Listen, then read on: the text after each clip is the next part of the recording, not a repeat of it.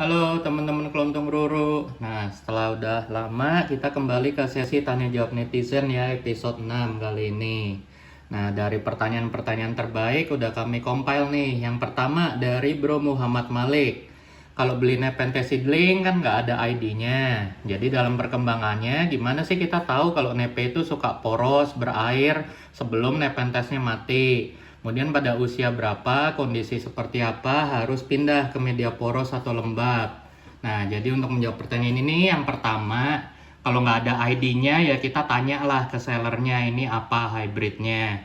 Seenggaknya kan biasanya induknya pasti tahu, betinanya apa, pejantannya mungkin open pollinate atau apa. Nah, seenggaknya dari tahu betinanya kita bisa tahu karakternya.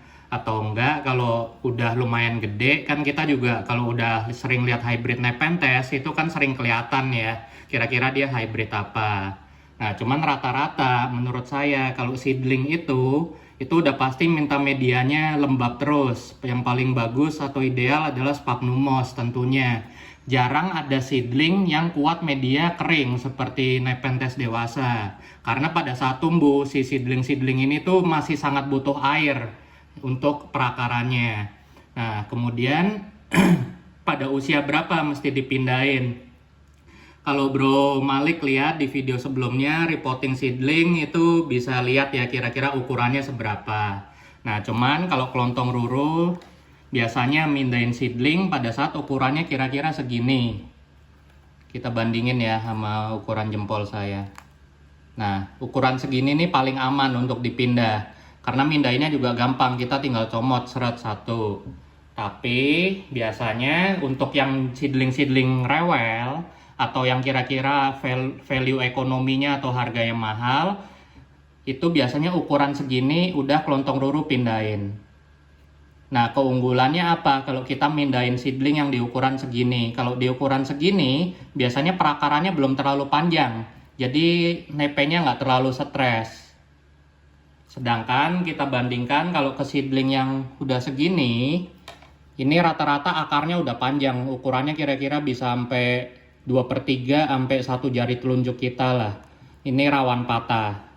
Tapi nggak apa-apa, mumpung masih seedling, asal akar tunjangnya nggak ke damage itu masih aman. Nah, kemudian kita pindahinnya, kalau saran kelontong Roro juga mungkin udah dijawab di komen ya. Untuk nepe-nepe tertentu yang nggak suka basah, seperti contohnya Veichi, Truncata, Clipeata, itu kita pindahin potnya juga yang sesuai, jangan langsung pot gede banget. Karena kalau langsung pot gede banget itu kan lebih banyak menyerap air atau menyimpan air ya medianya, itu bisa rawan mati busuk nepenya. Jadi kita adjustnya dari pot 5 ke 10, ke 15, ke 20.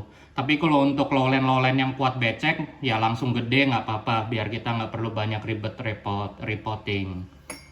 Nah, masih dari Bro Malik juga. Saya kan di lingkungan lowland, suhu panas. Kalau Cephalotus ditaruh outdoor dengan sistem hidroponik gimana? Nah, ini saya udah pernah diskusi juga.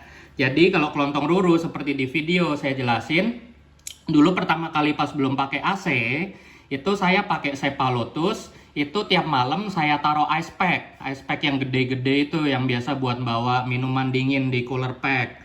Nah, itu saya taruh di potnya. Jadi perakarannya memang dingin ya. Kalau malam itu bisa tembus sampai 5 derajat Celcius di medianya. Tapi kita juga harus tahu medianya itu rata-rata Sphagnum kondisinya jauh lebih adem. Karena dia nyerap air dinginnya juga kalau dibandingkan media bebatuan atau petmos. Nah, kemudian saya diskusi juga sama teman-teman saya yang pernah nyoba. Termasuk guru saya, Mbah Jar, itu juga ada. Dia nyoba buat Darlingtonia sama Cephalotus. Dia pakai sistem yang kayak Bro Malik bilang, jadi dialirin airnya deras, itu malah gagal mati untuk Darlingtonia dan Cephalotus. Jadi alangkah lebih bagusnya daripada full hidroponik system kayak di gini, lebih bagus kita bikin cliff. Jadi contoh seperti ini, kemudian kita ambil selang terus ada pompa akuarium, selangnya kita taruh di ujung sini dan dialirin air dingin kecil aja, jadi airnya cuma ngalir kecil kayak di habitat Cephalotus persis. Itu masih bagus hasilnya dibandingkan dengan kita langsung aliran air yang deras sekali atau full hidroponik. Nah, kemudian yang ketiga adalah dari Bro Haryo Wisnatama. Kalau ventricosa varian yang lain, rata-rata cara rawatnya sama nggak dengan jenis porselen? Nah, jawabannya kira-kira itu tergantung genetik juga ya, semua Nepenthes nggak cuma ventricosa. Rata-rata yang bandel itu adalah ventricosa BP atau black peristom. Itu kalau di tempat teman-teman saya yang di lowland itu masih jauh lebih bandel. Nah, kemudian ventricosa sendiri ini juga banyak banget variannya. Ada yang keluaran BE, terus ada yang keluaran natif eksotik atau NE. Tapi yang paling terkenal itu ada dua. Ventricosa porselen dengan kode LG. Jadi oleh US sendiri itu udah diregister si ventricosa porselen ini dalam kode LG 0457. Itu udah terregister resmi di US Department of Agriculture tahun 58. Nickname-nya adalah porselen atau longwood clone. Nah, kemudian dari EP sendiri juga ada dua yang layak dikoleksi. Yang pertama adalah ventricosa L. Dia kantongnya tuh lumayan gede, bahkan rasio kantong dengan daun bisa 1:1. Ini lumayan langka ya barangnya. Kemudian juga ada lagi, itu adalah Nepenthes ventricosa, bentar, saya rada lupa kodenya. Nah, EP yang G, ventricosa G, dia bentuknya mirip dengan ventricosa porselen, jadi sangat singset di pinggangnya, kemudian warnanya juga cenderung pink. Jadi kalau suka porselen bisa cari kode ventricosa EP yang G. Oke, sekian teman-teman, semoga menjawab ya. Nah, terus untuk pertanyaan terakhir dari Bro Galih Agung. Itu bedain cabutan dan rawatan atau seed ground gimana Om? Nah, ini sebenarnya pertanyaan yang cukup sensitif ya, karena ini kan soal cabutan, rawatan gitu kan pasti menyinggung sellernya juga. Ntar kalau saya yang komentar, ntar takutnya dikira ofensif ke seller lain atau gimana. Jadi saya lebih pilih jawaban yang netral aja. Jadi intinya terserah, kami juga nggak anti cabutan selama hunter tersebut masih tahu diri ya. Tapi kalau khusus untuk hunter-hunter yang sampai ngabisin di habitat, terus jualnya juga asal-asalan, nggak dirawat, itu baru kami anti. Nah, pertama-tama kita lihat dulu. Nepe di habitat itu biasanya daunnya nggak bagus. Ada bekas-bekas kutu, bekas-bekas hama, sunburn, jamur, dan lain-lainnya. Itu cabutan yang pertama. Terus kondisi kedua juga biasanya nepe yang cabutan itu pasti dijual dalam kondisi yang kurang bagus. Jadi biasanya nggak ada kantong, daun-daunnya ngecil, tunas-tunasnya ngecil, daunnya cenderung jadi pedang.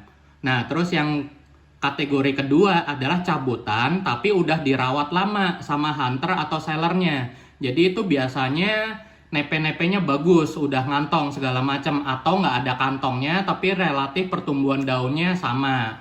Nah, kalau seed grown itu juga agak susah ya. Seperti yang udah sering kami bilang, kalau seed grown itu biasanya ada akar tunjangnya atau taprootnya, akar yang kayak toge tebel warna putih itu. Kemudian ada juga hunter-hunter yang dari habitat dia nggak nyabut batang induknya, tapi dia nyabut basal atau memang seedling dari habitat. Nah, itu juga jadi susah dibedain. Apalagi seedling-seedling ini biasanya lebih adaptif ya, karena ukurannya masih kecil, jadi ngerawatnya lebih mudah secara microclimate.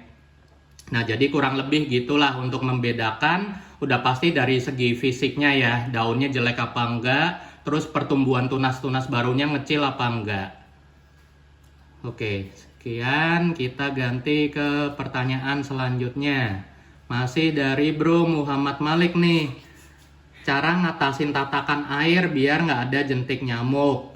Ini udah nggak bisa dihindari ya, kalau kata film Jurassic Park, life will find a way. Kehidupan selalu akan menemukan jalan. Mau gulma, mau jentik nyamuk, mau binatang, apalagi mikroba ya, jamur macam apapun, itu udah pasti tetap bersarang. Nah, kalau di kelontong roro ngatasinya gimana?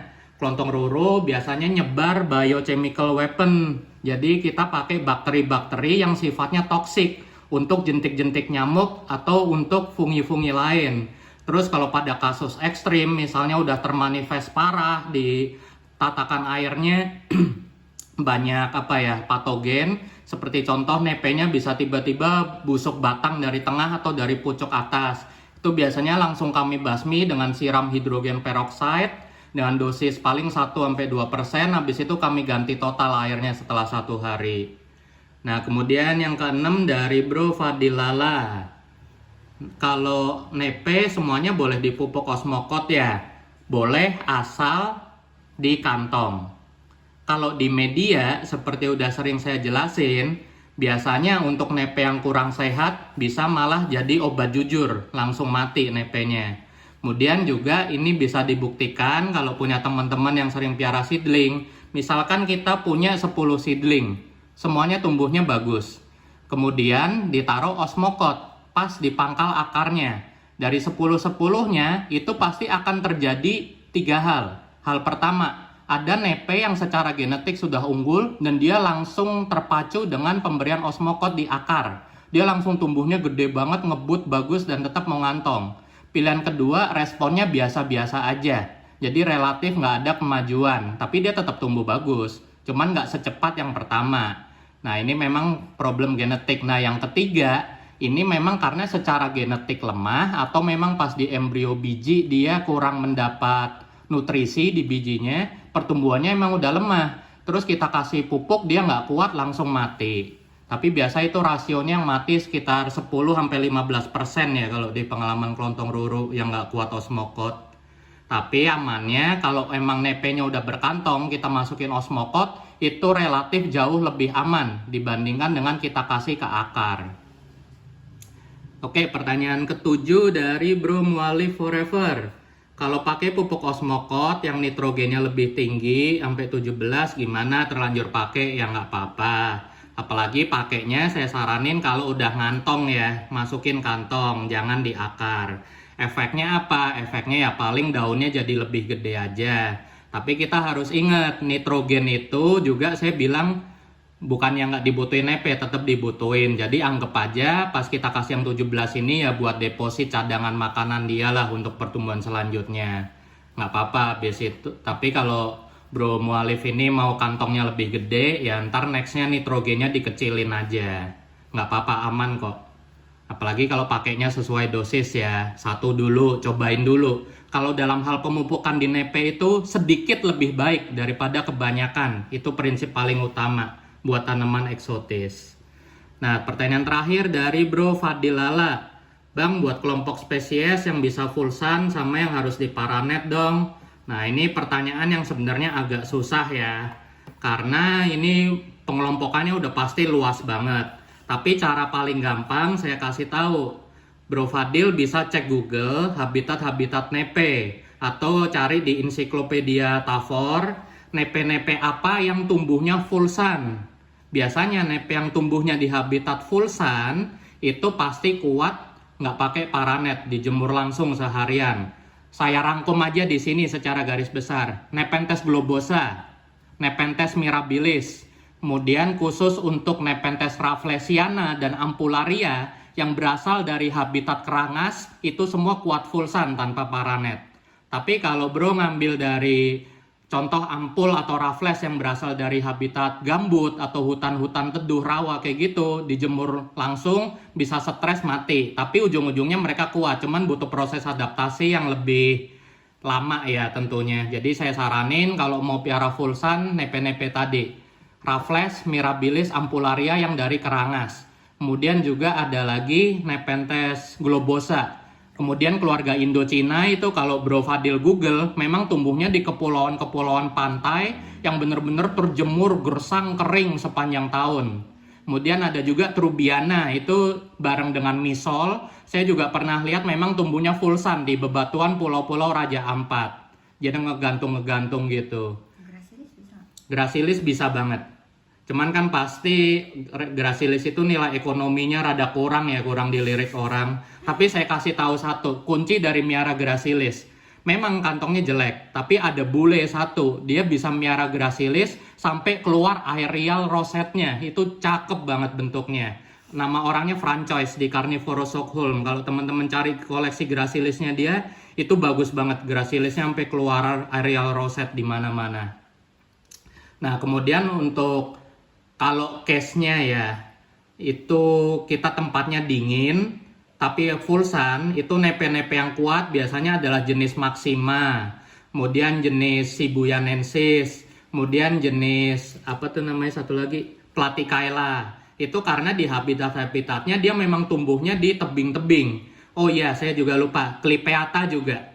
Clypeata ini walaupun rewel, tapi sebenarnya yang dia minta adalah cahaya yang sangat kuat. Ini dari pengalaman saya pribadi ya. Kalau piara grow light, kemudian suhunya lumayan dingin, nggak terlalu lembab, dia masih tetap mau ngantong gede banget. Kemudian juga di tempat teman-teman yang relatif Clypeatanya udah gede-gede, mereka juga rata-rata dijemur langsung di full sun. Tapi syaratnya satu, suhunya nggak dingin sama medianya nggak boleh becek banget. Itu saya lihat kondisinya ada di Bogor sama di Puncak. Suhu nggak dingin. Suhunya harus dingin. Jadi kalau di Jakarta saya belum pernah lihat Clypeata dipiara di full sun. Tapi kalau di lingkungan intermediate sampai highland, saya banyak lihat Clypeata gede-gede dipiara di full sun di tangan para kolektor. Oke, sekian teman-teman. Semoga sesi tanya jawab kali ini bisa membantu ya. Thank you.